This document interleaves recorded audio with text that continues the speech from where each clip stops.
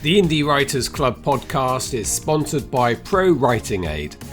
Pro Writing Aid has been my go-to tool for revising and refining my writing since my first book.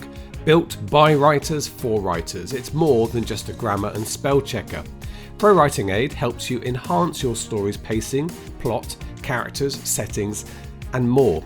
It can even provide on-demand developmental feedback on your entire manuscript with its new manuscript analysis and virtual beta reader tools.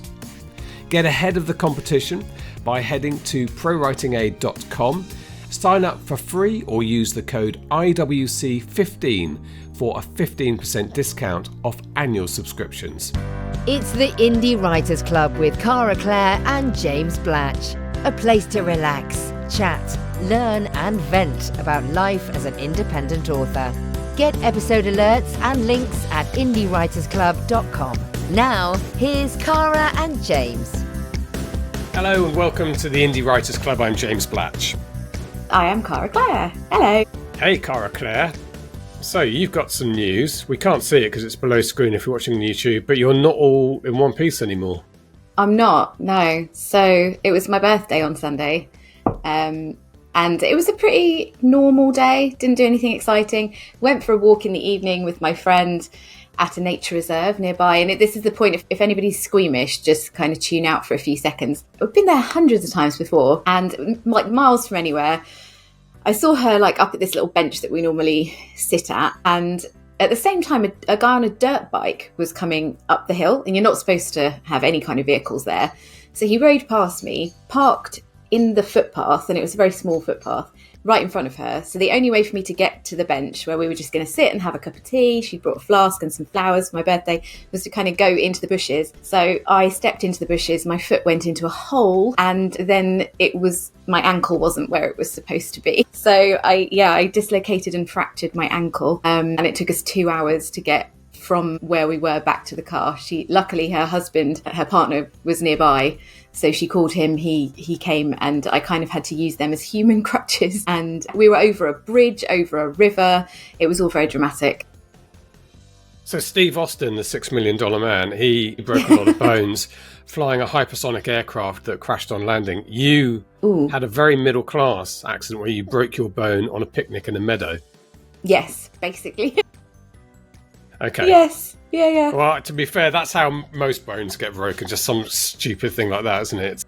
You know what? So I dislocated my knee. So the same leg, my knee on that side has dislocated about 4 times. It's probably time to chop it off. It's just causing you nothing but grief. It was pinned in place. So I think the reason the ankle went is because the knee couldn't. Excuse me, the door's open. Hay fever. I'm not getting sick as well as a foot injury. So I was in Adam Brooks.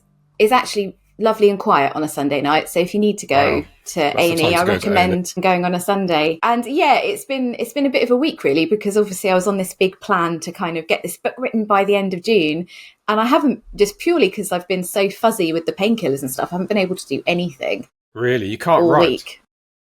Today I feel better. Today I'm feeling like my head is back to normal, but because I think as well, because obviously I've got fibromyalgia, so I was trying to be super careful not to overdo it and kind of trigger a huge flare up of that. And I think the shock and stuff, like my whole body kind of went into this like full on pain thing. But today I woke up feeling like, I think I might be able to write today. So hopefully, fingers crossed. Yeah. Yes, I hate that sort of fuzzy feeling from if you're on a painkiller or something. I could never be a drug addict because I don't like. Yeah, I hate it. I really hate it. To be fair, I like being drunk. Quite like being drunk. Although I like it less as I get older. But the idea of being during the day and not being able to function scares me. And that's the biggest thing actually, because I can cope with the pain. I've got quite a high pain threshold, but what annoys me is when my brain kind of goes. But you know what? When it happened, I was just thinking, thank God it's not my hands or my wrist or something. It really makes you think. Yeah. I mean, we need to be able to dictate. I was thinking, my God, if that was my wrist, I would have to go to dictation. And I've said this so many times, but it's only really when something like this happens that it makes you, first of all, actually realise that we're so lucky. Because at the hospital, one of the other people in the waiting room, she said to me, how are you going to get on with work? Are they going to be okay with you having time off? And it's just not something we have to worry about. Like, yes, I've got to try and write my books, but essentially I've got a backlist. My books are sitting there selling themselves. even if I couldn't post a TikTok for a few days, they would still keep turning over for a while. And we're just so lucky to be in that position where the first thought into our head isn't, oh my God, what am I going to do for work? What am I going to do for money? What if I can't work? So, but we do need to take care of our hands. It really made me think that. Yes. I mean, I think you are right. There's flexibility, but at the same time, there's no safety net for us. So if we can't work for 6 months, there's no employer's sick pay coming our way or anything. So yeah, and that's one of the things actually that I've been looking at in terms of running my business, because we talk quite a bit on the podcast about how to start thinking of this as a business. And one of the things that you can, and my accountant was like, I've been bugging you about this for a while, is like, you can get a less expensive form of critical illness sort of insurance type thing, which would only kick in after, say, 6 months. So if you've got a backlist and you know that that's going to keep you going for, okay, I could afford 3 months not writing, 6 months not publishing anything, that would be okay. You can set it up so that it will kick in after a certain amount of time. And that's something that we do need to think about. Not particularly sexy topic to talk about, but we are our business. We are going to be talking about productivity today. That's going to be our thing, because we're both fans of Cal Newport, and he's got a new book, and we're going to explore some of the themes in that in this episode. Which I think is a sexy topic. I think productivity is exciting. Isn't everything exciting in your producer's books? Yeah, I mean, I'm loving doing my writing at the moment. I'm really enjoying it. Back to writing every day, which I'm properly into now for months, and that's been great. But still disappointed with the progress I make, because I basically only write. I get up in my pajamas and I write for 40 minutes downstairs, and then that is it. I don't go back to my books that day because work takes over after that. So it's frustratingly slow, despite the fact I'm enjoying it. And I often think, if I just took 2 days off everything else I do and dedicated it to my books, I'd probably get all that done in 2 days, because I'm pretty fast when I'm writing. But we've got our retreat coming up, haven't we? Yes, and our retreat is going to be a time for me to hopefully press forward with that. So the retreat's coming up. SPS Live is coming up. This is going out tomorrow, Friday the 13th. Oh, Friday the 13th. Ooh. And I'm going to Spain for the weekend, so I'm looking forward to that as well. Trying not to put my foot in holes. Please don't. I'm going to play golf in Spain for a couple of days over the weekend. It's going to be 35 degrees, which is 100 Fahrenheit if you're listening across the pond. So it's going to be warm. I'll get up early. Lie by the pool and drink. I am going to write, though, as well. And SPS Live when we get back. So final chance to buy tickets for that at learnselfpublishing.com/SPS Live. And as expected, we're gearing up for a London heatwave, because SPS every single year, it's really hot. And I was actually thinking, oh my God, it's going to be difficult for me to get around. And I'm going to be in this horrible boot. So I've got to wear this awful big boot on my foot for at least 6 weeks and can't drive. And I was like, the boot is going to be so hot and uncomfortable. I'm not going to be happy. You might want to avoid me, everybody. Yeah, so the long range forecast is just now including Wednesday the 25th, which is our first ever conference, and 25 and sunny. So 25 is 80, I guess, late 70s, early 80s. Nice temperature. I mean, inevitably now I'm getting an email every day from people saying, oh, actually, I'd really like to come to both days of the conference. And I said, well, day one sold out. Sorry, day two sold out 5 months ago.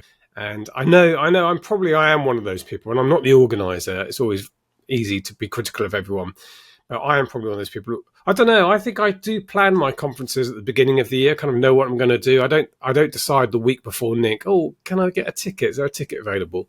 I shouldn't moan, should I? People want to come to the conference, but it's frustrating because had we had those people clamoring 4 months ago, actually, could we have a bigger venue? Could we expand this side of it? But anyway, we'll see. We'll see how the day two is going to go. It's a workshop day. You're doing TikTok along with Adam Beswick and Zach Diamanti. And I think it's going to be all right. I mean, it's not our first rodeo. We know how the organizational side of it works. We're going to have a good full foyer, a very exciting passport, which is an idea I stole shamelessly from Nick, where they came up with this passport idea where, to encourage people to go to all the service stands and service industry stands, sponsor stands, that they get a stamp on each one. And if you get a full passport, it goes into a drawer. And the grand prize, if you want it, is $1,000 towards a trip to Vegas. So you get tickets to Author Nation. That'll buy you basically your return economy flights from the UK and Mm-hmm. hotel. Yep. So it's most of it paid for you. And Joe Solari and Suze are very kindly going to donate the ticket. Awesome. There is no cash alternative to that. It's got to be someone who wants to do it, because we're going to book the flights and hotel and tickets for them. And then a load of other, Amazon always come along with Kindles and devices and stuff. So there'll be a load of other prizes as well. I'm really excited to see Dabble, because Dabble has been my favourite writing software for probably about 2 years. And it's not one that many people use, but I absolutely love it. So I'm really excited to talk to them and kind of bug them about a few features that I'd like. But it's my favourite thing to write in. So I was really excited to see them on the list. Yeah, can have a chat with all those people. Okay, so productivity. So we're going to talk about a guy called Cal Newport. Now, I think it was Ferrell Vernon. I was having lunch with Ferrell and Michael from Written Word Media. So Ferrell's a co-founder of Written Word Media. This is Free Booksy, Bargain Booksy. They help with Hello Books as well, partners with us there. And he and Ricky, his wife, founded the company. And Ferrell, I think, is like the operations manager there. He's a brilliant guy and does a great job running the company. And I found him quite inspirationally, the way that he organizes himself, better than I do. And he said he found Cal Newport's book, which was his first one, called Deep Work. He found it life-changing. He talked to me about it's moving away from this scattered brain approach to our lives that we do, where we do bits and pieces of stuff all the time. And it's just uncluttering your life, uncluttering your work environment, and focusing on one thing with a relentless focus on quality. And he said the beneficial mental health changes from that, of that kind of achievement and worth that you get from working like that, and the resulting work is as he said, life-changing. And so that turned me on to Cal Newport, and he's come up with a new book in the last few weeks, which was mentioned on my little WhatsApp author chat. Last week we had a Zoom call and chatted about bits and pieces, and I didn't realize this book was out, but it's actually called Slow Productivity, which is counterintuitive. I heard the title and I was like, I'm down for that. But it's great, isn't it? And I think we've both been delving into the slow productivity principles as well. And I think this is something that we want to talk about in this episode and try and turn it into a very indie writer focused discussion about productivity that I think is going to help everyone. Yeah, because I think especially at the moment, I definitely am getting the sense that there is a lot of burnout going on in the industry. And I think, that's always the case to an extent, but I do genuinely think, because we are so in flux at the moment, because we keep having to pivot, because things keep changing, because we've also got that external pressure of wondering what AI is going to do and all of that kind of stuff. A lot of people are feeling like this, and a lot of people's response to the AI question and everything else is, I need to work harder. I need to work harder. I need to write more books. I need to churn out more books. So this is kind of counterintuitive to that, but it's something that instinctually I've been feeling for quite a while about my own work, is that I need to actually slow down and really focus on what I'm doing and make sure I'm doing the right thing. And I think as well, like, a lot of indie writers are neurodivergent. Like, a lot of us have undiagnosed ADHD, all sorts of things. So for us in particular, it's so hard to not have a million different tabs open, doing a million different things at once. So I think we can get some really, really valuable lessons from this in how we can just take that step back and slow down, but then actually achieve more. Yeah. So the premise of slow productivity is that, this is from Cal Newport, modern productivity is broken. It's built on outdated industrial era ideals of constant output and visible busyness.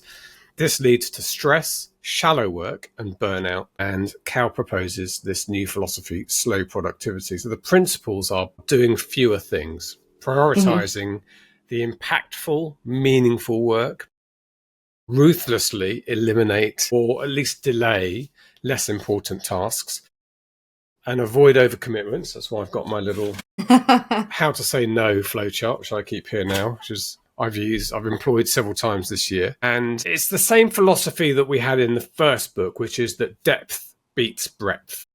Yeah. And that actually, I can tell you from our my publishing venture with Fuse and Vinci, and my work with self-publishing formula and doing courses, I know that old phrase, which is show me the niches, I'll show you the riches, is a really important thing, that if you try and spread yourself, if you're thinking about a business proposition or the way you do your work, the same principle applies. You try and spread yourself too thinly, you're going to fail. You focus on a small thing and become an expert at it. In terms of genre fiction, for instance, is your book a thriller? Well, it's a bit romance, it's a bit thrillery, and there's a little bit of sci-fi in there for the sci-fi fans. We all know that's not going to work. But to say my book is not romantic at all, it is pure hard sci-fi, that starts to sound like something that's going to work, because you've gone in on a niche, you offering something. And the same thing, I think SPF became, we were a specialist at teaching marketing. We didn't do craft. We didn't tell people how to write books. Didn't know any of that stuff. We didn't do a lot of the ancillary stuff around self-publishing. We didn't do search engine optimization or anything like that. We taught people how to do the marketing side of things. And so again, staying focused on that. And you could probably trace most businesses start not to work as well as they used to is probably when they started to spread themselves too thinly. And when authors jump ship and change genre or try to add in and mix genres is when things started to go down. So there's a lot of received wisdom, the stuff we kind of know works here, that backs what Cal Newport is talking about. Yeah, and I think one of the things which is this, like, it's an outdated model, it doesn't work anymore. And I think a lot of us, if we've come from corporate environments, there is still that hangover of needing to visibly be seen to be working yourself into the ground in order to feel like you've achieved something. Like, I often think if my neighbours walked past my window, they'd think, what on earth does she do for a living? Because a lot of the time I'm sitting on my sofa thinking, and I am actually thinking. But it took such a long time for me to accept that we're creative. Like, we are creative. Yes, we're running a business, but we're creative professionals. So we've got to respect that creativity and accept that it's not the case of I've got to work until midnight every night and really push myself and be seen to be, haggard and working super hard in order to have earned it. Like, it's not like that. But that's a real mindset shift that's quite hard to get your head around. My God, I mean, it's ingrained. I mean, my parents' generation, my dad was military, and that is its own thing. It has its own rewards for working hard, and I love that environment. And actually, there's a lot of industries. The city, you get people who work 60 hours a week, but they earn, 100 hours a week, but they earn £1 million a year, and that's what they want to do, and that's rewards for them, and they love that. I've got no problem with that at all.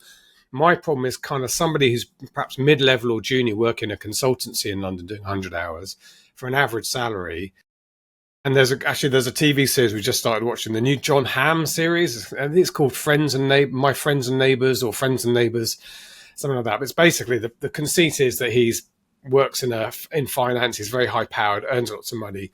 His life falls apart when he gets fired for sleeping. His wife walked out on him, by the way, so he's the good guy. But he has a one night stand with a girl who turns out to be an employee. So they use that as an excuse to sack him and keep all his clients.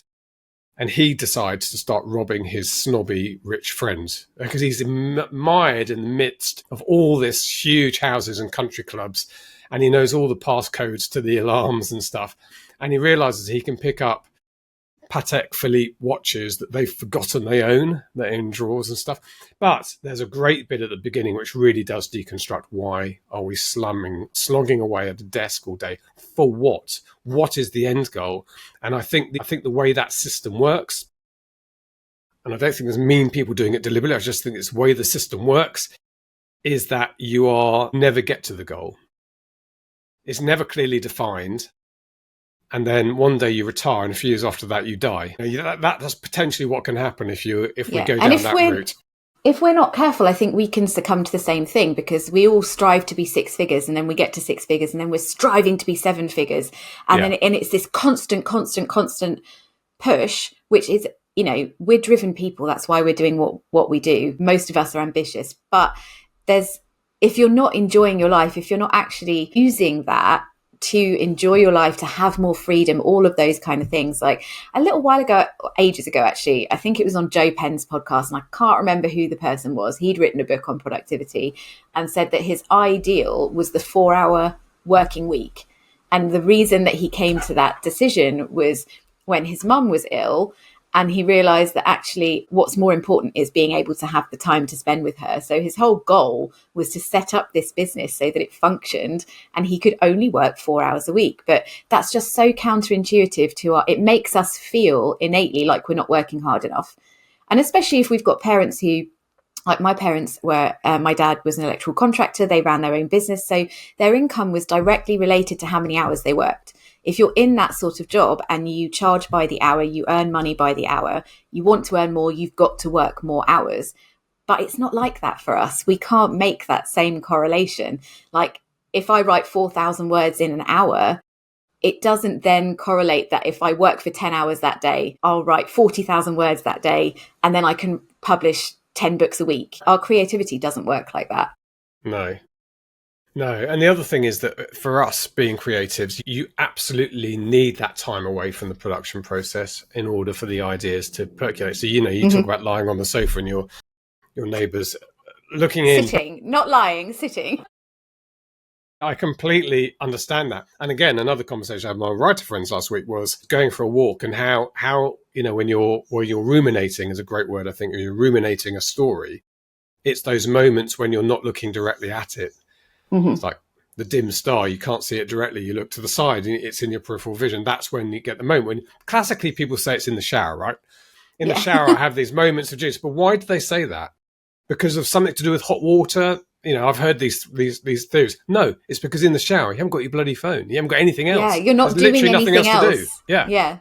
And the pressure's off. You're allowed to take a shower. Yeah, exactly. And how often in your day does that happen?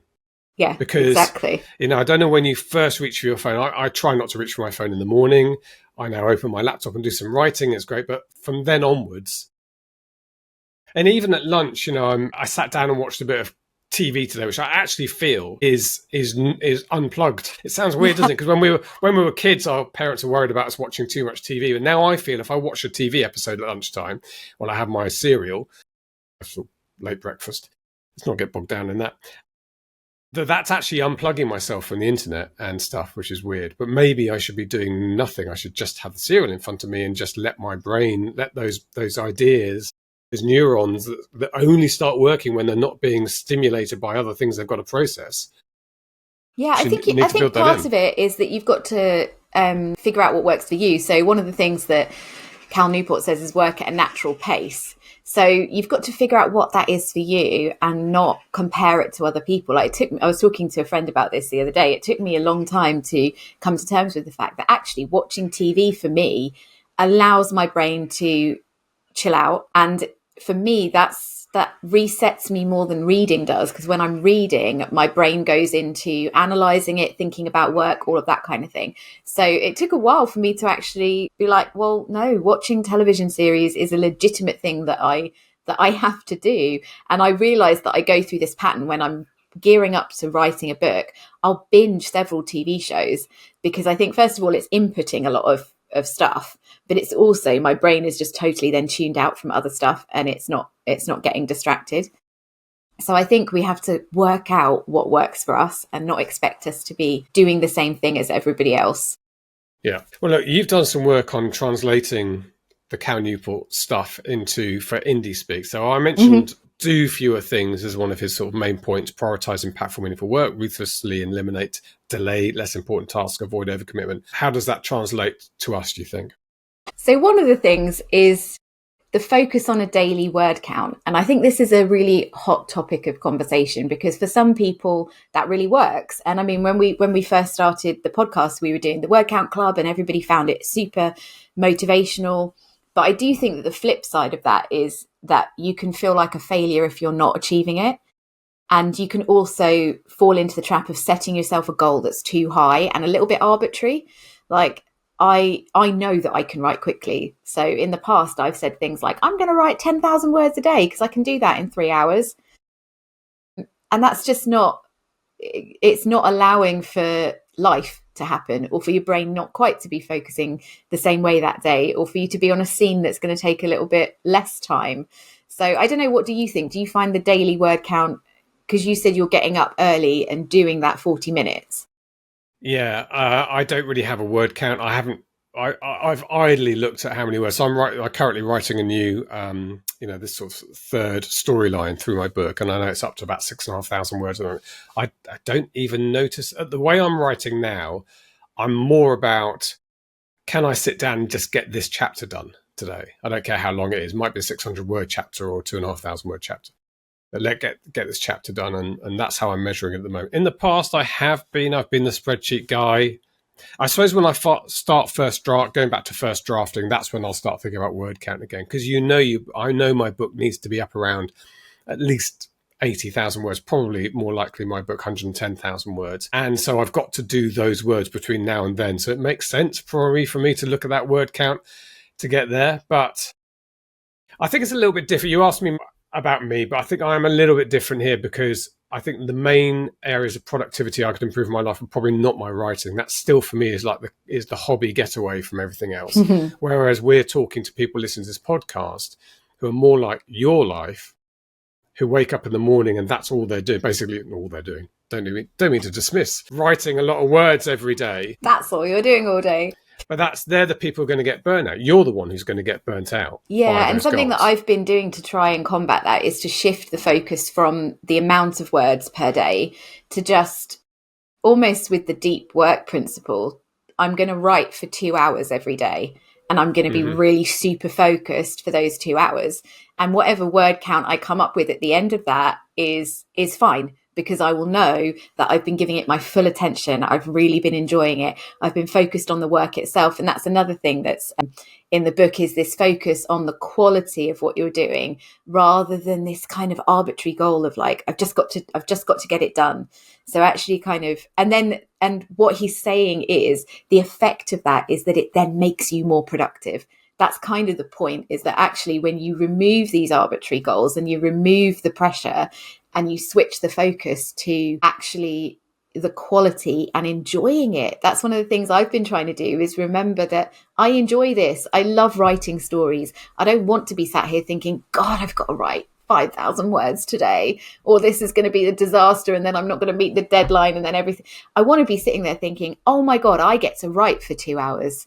This is the best job in the world. And if I do that, I usually end up with about 6,000 words, because I've just allowed myself to sit and enjoy it. That's the deep work principle as well. And I was listening to Jesse Armstrong, the Hay Writing Festival, or whatever it's called, which is very traditional orientated, but it's a authors festival in England, west of England. And Jesse Armstrong was speaking there. Jesse Armstrong, I'm a huge admirer of his. He's a comedy writer.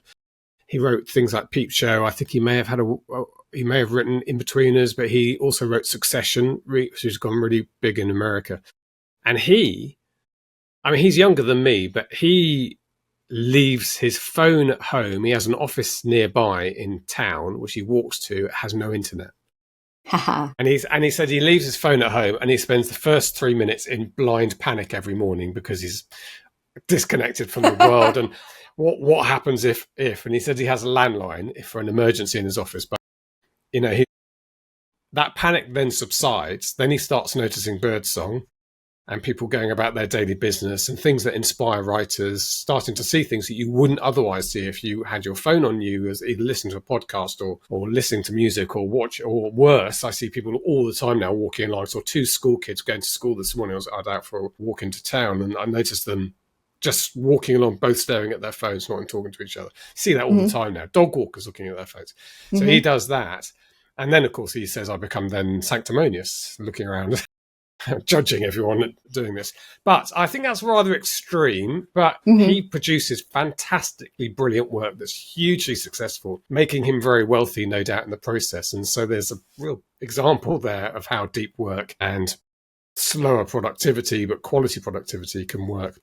Yeah. Let's move on to... Sorry, go on. You're going to say... No, I was just going to move on as well to one of the other things that I found really interesting was working at a natural pace, but also thinking about the seasons, thinking about how, like, actually looking at how do you feel in winter? Are you somebody who suffers from like seasonal affective disorder? Are you less productive? Do you need to adjust your schedule and be kinder to yourself at different times? And I know like other female writers who take into account their hormones and their menstrual cycles and things like that, because these are things that in corporate environments you wouldn't even get the chance to think about. But we have that opportunity. We can shape our working life and we can actually take into account things like that in when we're planning our schedule. So I think that's really interesting. And also embracing your neurodivergency. If you are somebody and you know that actually you need that deadline, you need that pressure in order to get the book written, then embrace it. Like, set yourself, don't try and fight it all the time,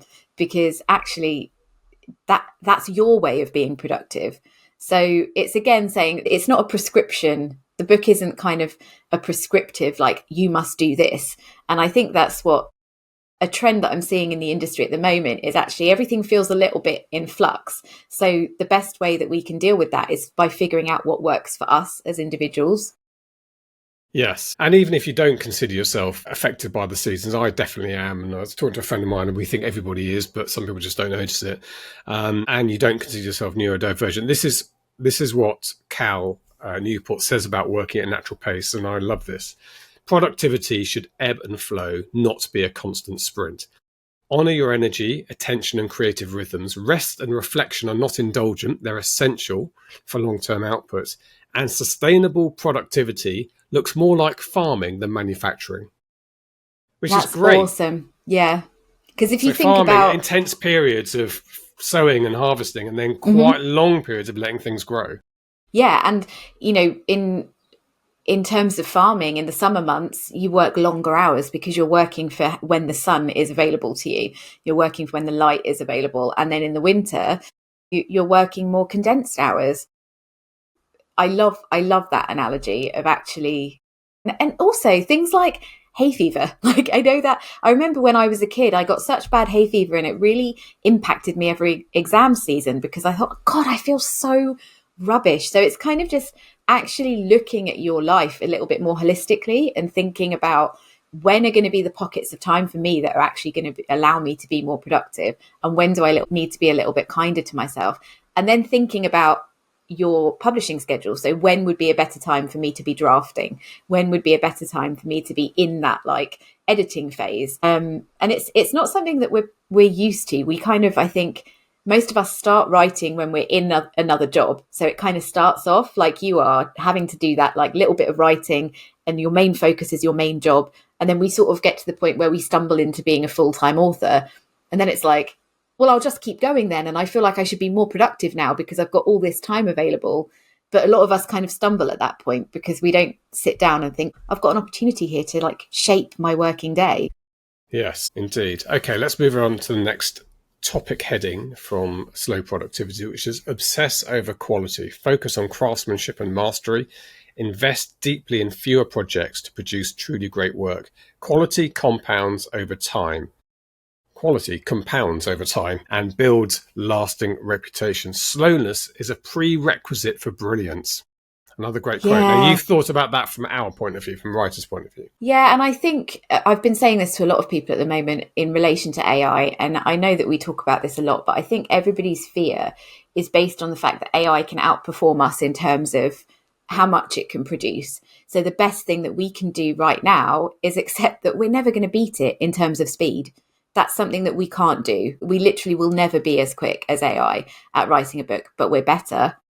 If we spend the time on it, if we do this, if we actually go back to focusing on quality. And that's something that with the rise of BookTok has been the case for a while, especially in romance, is that people have been able to take a step back and have slower publishing schedules. I don't think we're in this era anymore of you've got to rapid release a book a month in order to be successful. The way that marketing has shifted and social media marketing has shifted is allowing people to actually release one book a year. And I think it was Jasmine Walt posted a little while ago in the 20 Books group. It was a really interesting post. Try and look it up. And she was talking about how she did have this really rapid release model, then kind of floundered a little bit, like found that success, and then it kind of plateaued, and then there was a bit of burnout. And now she's releasing, I think, either 1 or 2 books a year, but is actually financially more successful and less burnt out. So I think it's a real opportunity for us to do this and go back to focusing on the quality of our writing and not be terrified, because it is a risk. It feels like a risk. If you spend a year writing a book and then that book doesn't go very well, it feels like a bit of a risk. But I would say that the way that marketing is working at the moment, it's a prime opportunity for us to actually release slower. Yes, and I loved your notes that you sent me before the call. Your readers don't need more books; they need your best books. In a crowded market, craftsmanship, voice, and originality are your advantage. So, yeah, this is definitely the focus. And I think when I first started writing, my first book was 100% all about quality. I just took my time. I wanted it to be as best as it possibly could. I rewrote it 3 times, which is quite a big process. And book 2, I think I fell victim to the rapid, because it was right in the middle of that period where everyone was rapid releasing. Romance authors were doing, writing 3 or 4 books to rapid release, and then they had the next 3 books ready after that. And I sort of fell into that trap, even though it's not really my readership. Perhaps don't read like that. And now what's happening, I'm going back and spending my time rewriting that second book for quality, because that's more important than, even though the book's 4.2 stars and is sold quite well and is contributing to my monthly profit, I know that it's not what I want it to be. Anyway. Yeah. I've done the same. Like my series that took off and still makes the majority of my income was rapid released. I released one book a month for 6 months, but it nearly killed me doing that. And I genuinely think the industry has shifted. I'm seeing more and more authors now not having to release as often. And part of that ties into what we keep talking about, which is maximizing your backlist, maximizing all the different forms that you can publish your book in, your translations. Because, for example, if you only write 1 book a year, but then you translate that into 5 languages and you also have the audiobook versions, and then you do some special edition print versions, that's still a lot of product that you're putting out, but all you've had to focus on is writing that one quality book in order to get all that product. So it's not saying sit back and do nothing.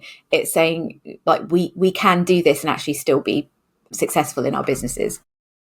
And you've got some practical tips for employing some of what we're talking about into indie writers' lives.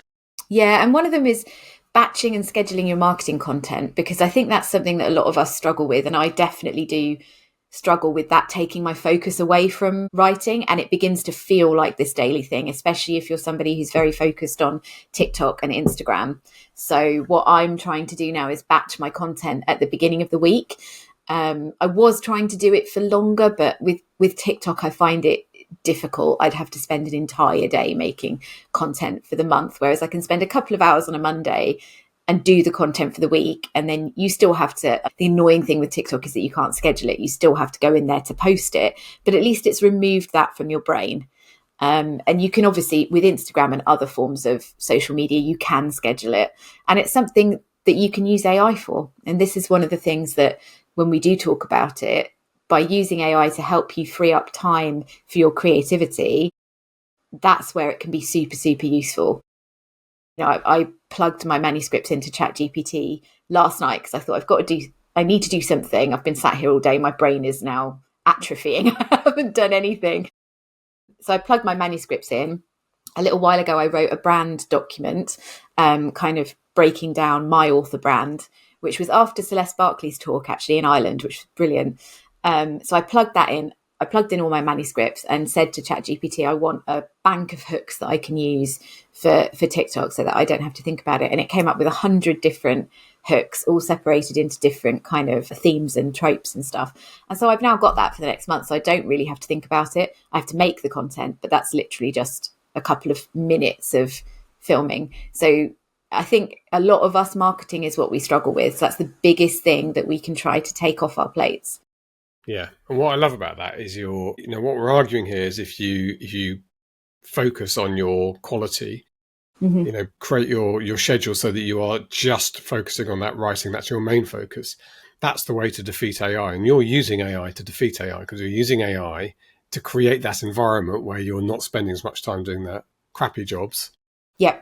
Exactly. So we're going to use the robots to kill the robots. Yeah, and I've got a friend who recently said to ChatGPT, I want you to be my marketing manager, and every Monday I want you to email me my marketing plan for the week with my hooks for Instagram, all of this kind of stuff. And now it's just automated. Every Monday they get an email from ChatGPT breaking down their week's marketing. And that's the kind of thing where I don't think it's taking a job away from anybody, because I wasn't employing anyone to do that. I was just doing it myself and burning myself out.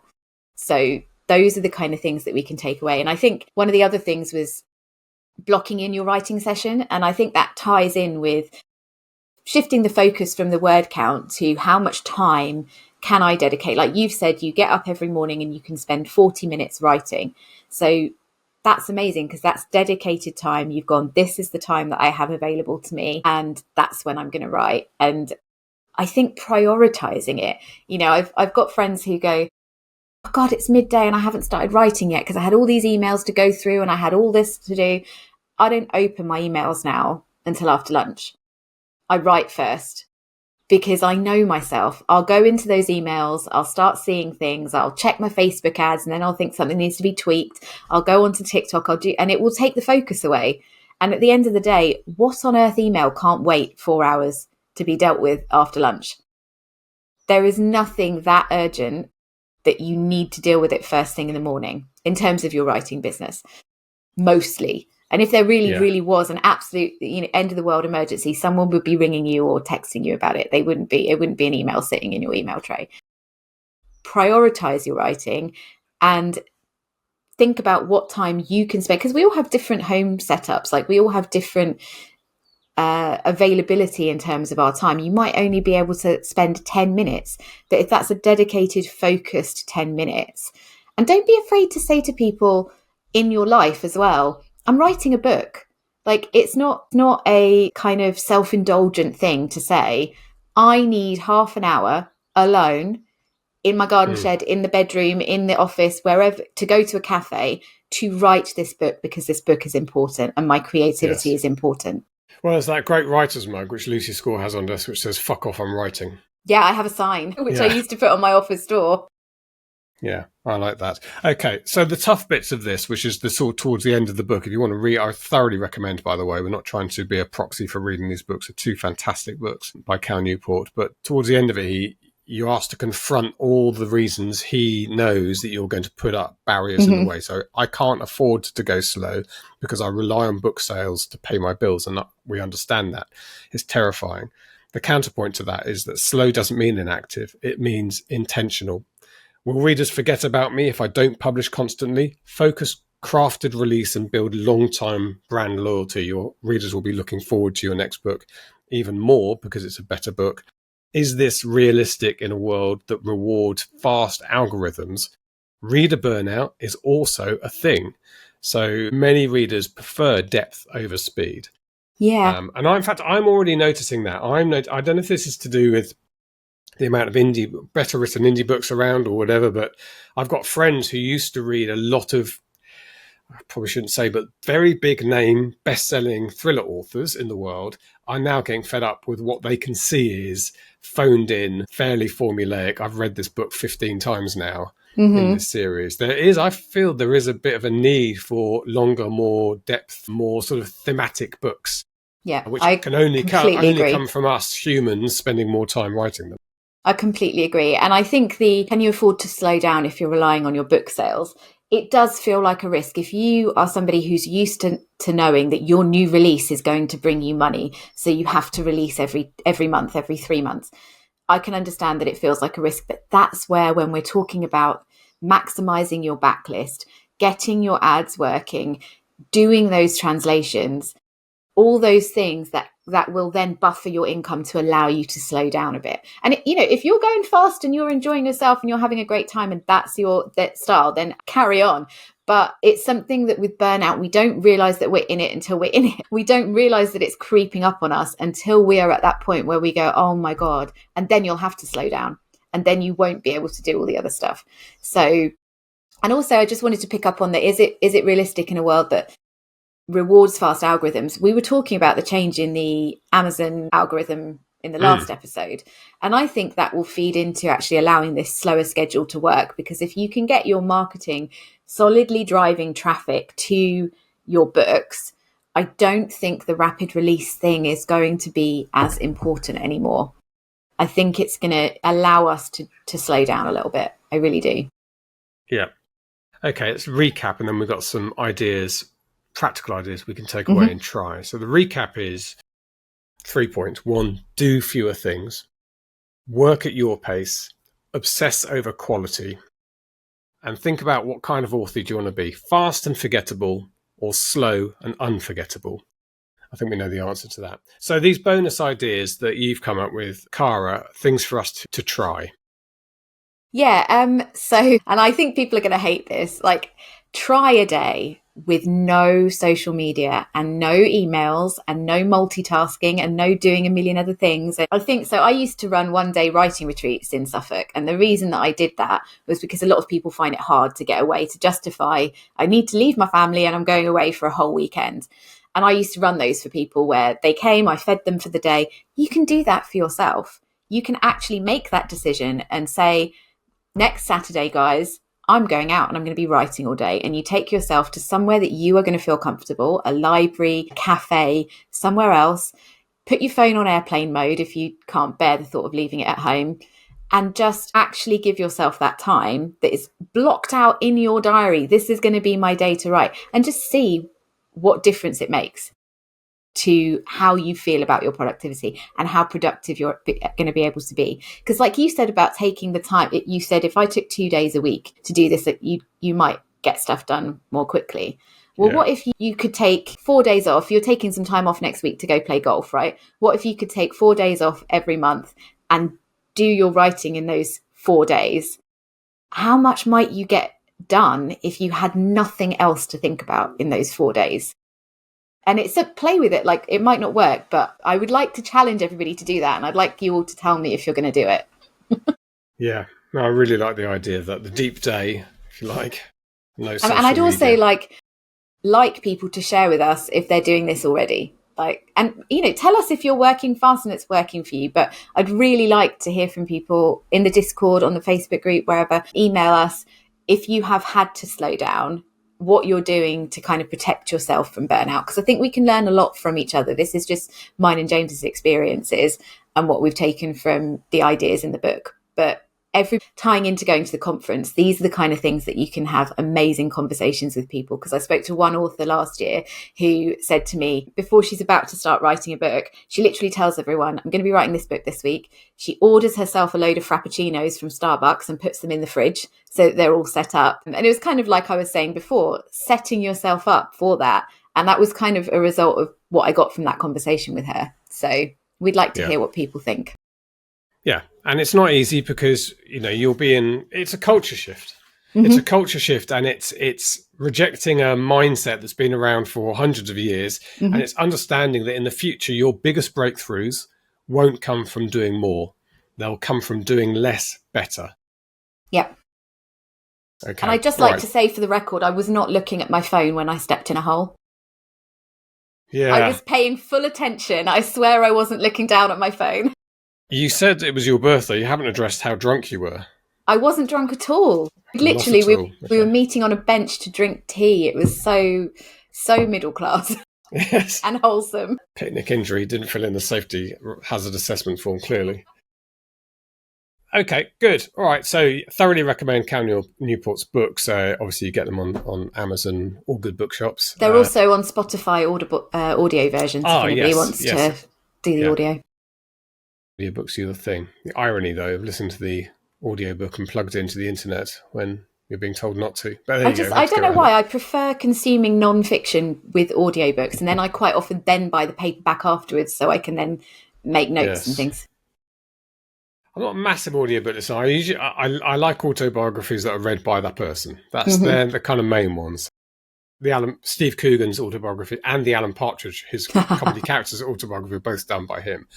I'm currently listening to Adam, as in Adam and Joe, Adam Buxton's second autobiography, which is brilliant because he and I are very similar in our upbringing and outlook on parents and everything. So I'm enjoying that. But yeah, maybe non-fiction I should try for audiobook because I just, for whatever reason, I don't get on with fiction audio, but my mind wanders.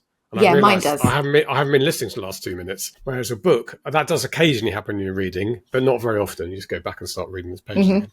Do you know what I think with AI? I meant to say this. I'm going to say this to Darren.